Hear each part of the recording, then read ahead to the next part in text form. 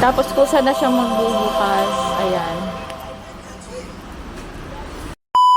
Yes, so guys, for today's my video ay may nag-comment dito sa aking Facebook. Kumuha daw ako ng tutorial paano nga ba mag-claim ng orders dito sa Shopee Store. So, ganito lang yun guys. Yan, so guys, sundan nyo lang itong pinindot ko sa right side. And dito, hinihingi niya dito yung number nyo. And then, click nyo lang itong green. Pagtapos yung fill upan yun. And makikita nyo dito yung babayaran nyo guys. And ngayon, magbabayad po tayo ngayon. So, yung akin guys is 500 yung dala ko. In-insert ko lang dito yung 500. At as you can see, kinain siya ng machine. So guys, makikita nyo dito sa monitor yung A407. So, it means doon nakalagay yung items nyo.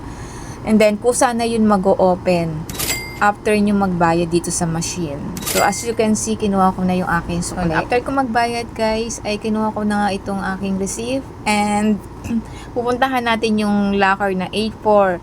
So, ito na nga, guys, yung locker na kung saan nakalagay yung items ko. So, kung saan na yan magbubukas itong locker. And, kukunin nyo na lang. So, yun lang. Thank you for watching, guys.